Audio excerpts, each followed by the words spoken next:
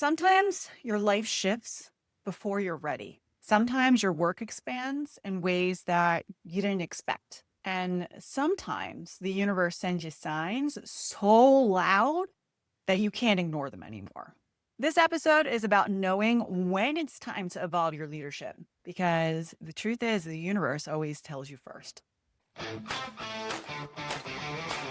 If you're new here, hello, my name is Corey Logaitis, a keynote speaker, leadership strategist, and author of the upcoming book, The Five Overwhelm Culprits. And today, I'm sharing something personal, how a sequence of unexpected opportunities, invitations, and random aligned moments made it crystal clear that my work needed to evolve. We're evolving from helping overwhelmed women leaders to helping all leaders navigate crises, transition, and high pressure seasons with clarity. Now, there's a story behind my pivot, and that's what I'm sharing with you today. And there are signs that you should watch out for in your own leadership evolution. So let's dive into the first sign. It's a door that opens that you weren't even knocking on. Sometimes your next chapter starts quietly. And for me, it was the first time I was approached about crisis leadership. Not because I marketed myself that way, but because people saw something in my story and in my work that I myself had not fully owned yet. Truth was, I didn't even see it. So leaders in my audience would say things like, "You helped me get through a really hard season."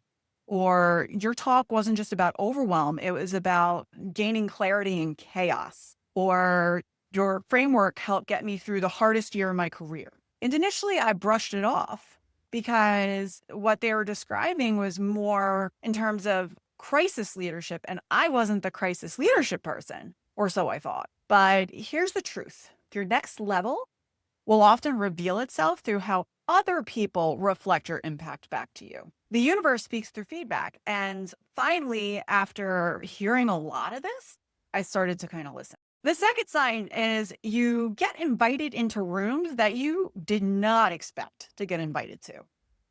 So for me, this is where the World Business Forum comes in. I did not chase the World Business Forum. In fact, I had initially submitted via their call for speakers probably 3 or 4 years ago and forgot about it. Seems so kind of out of my league at that time. And truth was, World Business Forum came to me. They very end of this year, right before their upcoming New York City events, they saw my work. They found me in their database. They saw the topic had a real need. They were actually tracking what people were searching for on their platform. And they saw the conversations that I was having online and what I was sparking. And they saw the leadership angle inside of my overwhelm message. And suddenly here I was being invited to a global leadership conversation, and one that included some of the most influential minds in the world, some that I personally have looked up to for years. The World Business Forum I spoke at, there were folks like Brene Brown, Adam Grant, Seth Godin, James Clear, so many people that I've read their books and have been so inspired by them. I could not believe it. So here I am speaking as a breakout at the World Business Forum, sitting in that room, and I'm watching people react to my message. And I'm hearing what's resonated. I'm observing it firsthand. And this is when I realize this isn't just about helping overwhelmed women. This is about equipping leaders to navigate uncertainty at every level. The World Business Forum held a mirror up to the version of me that I was becoming. And that's how you know a pivot is real. The right rooms finally feel like recognition. It doesn't feel like imposter syndrome. Suddenly it clicks and makes sense. Which brings me to the third sign. The same message keeps coming to find you. So after the World Business Forum, the universe got louder. I had a large online course platform reached out to me, very well regarded, for the same exact topic. Corporate leaders started DMing me about crisis decision making, and teams were starting to ask for guidance on leaning through instability. So it shifted from helping individuals to helping teams. And I began seeing patterns in coaching calls that I was having.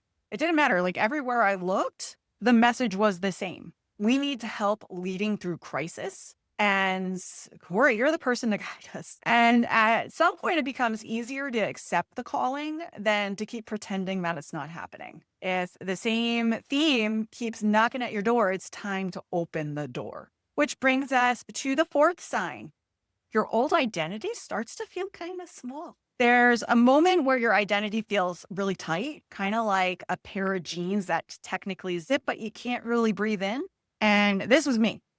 My women's overwhelm identity, it's true, it's honest, it's me, it's my own personal story, but it feels incomplete because my story isn't just about overwhelm. It's about surviving crisis after crisis and learning how to lead myself as well as others through all of it. Everything from my divorce, single motherhood, emotional abuse, losing a partner to suicide, running a multi-million-dollar business, rebuilding my life behind the scenes, leading teams through instability, starting over again and again and again. And that's when I realized I wasn't just surviving these crises. I was learning how to effectively lead through them and taking people with me along the journey. And people were turning to me because of that. When your old identity starts to feel too small, it's because a bigger one is trying to fit through. So the fifth sign is your skills and your story align with what the world needs. We're living in a time where teams are burnt out, leaders feel uncertain, industries are changing really fast. People are navigating personal crises while having to lead others at the same time. And clarity and grounded leadership are more important than ever. And my message, the 5 overwhelm culprits, the framework that I developed to help myself through personal crises, is entirely about restoring clarity, confidence, community, conditioning, and consistency in times of instability. So, in other words, my framework was always about crisis leadership. I just didn't realize it yet. The world needed what I had been building up for a decade, and I just needed to have the words to be able to name it.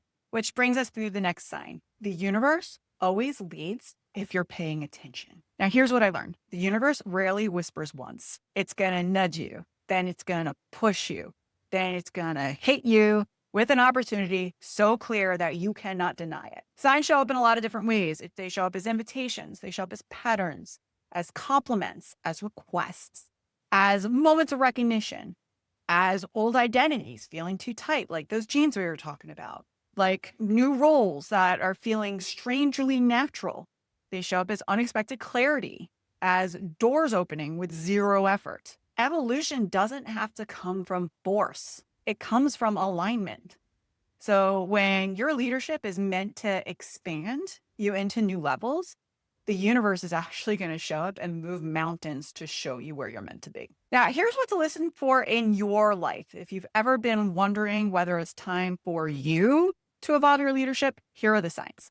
Number one, you keep hearing the same feedback. People see something in you that you're not fully claiming yet. So start listening.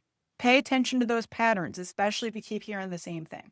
Number two, new opportunities show up completely unplanned. Aligned rooms will open up for you before you even knock on the door. Again, look for patterns. These things stack up. Number three is your old identity starts to feel a bit too small. Growth always feels like you're stretching. That's why we always stop ourselves from growing, because it's uncomfortable to push through. But when we are feeling that level of discomfort, that's a good sign. That means that we're ready to step into the next level. So when you start to feel like your old identity is too small, that's your sign. Number four is you feel called to help in a deeper way. Ultimately, we all have a purpose and our impact is going to want to expand. It only has the ability to be able to expand into spaces as large as you give them. So go for it. Go for an opportunity that's going to test you, that's going to challenge you, that's going to make you become a different version of yourself in order to be able to lead there. That's where your impact is magnetizing you to go to. And last but not least, number five, you're curious, even if you are scared. Curiosity is clarity in disguise. So if you know deep down you are terrified, but at the same time, you just can't help but take a peek and look, chances are that that's the universe showing you that, yes, this is safe. And yes, we want you to go. So my leadership is evolving and yours will too. And the beautiful part is You don't have to force it. You just have to listen. And this is exactly what I wrote in my book, The 5 Overwhelm Culprits, which is launching May 12th of 2026. And it helps leaders navigate their inner crises that shape their outer ones. If you're in a season of transition, uncertainty, or evolution, this book and this new chapter of my work is for you. So if you haven't done so already, be sure to check out my free Overwhelm Culprit quiz. It'll help you determine which overwhelm culprit is stealing your time and sanity right now. We'll drop that for you in the show notes. And if you haven't already and found this episode helpful, make sure you subscribe, share with someone who's feeling the pull to grow, and I will see you on the next episode. I'll see you there. Thanks for checking out The Next Step with Corey Lowe. If this episode resonated with you, share it with a friend, subscribe, and leave a review. Together, we'll transform overwhelm into action, and we'll keep taking the next step towards confident leadership. See you next time.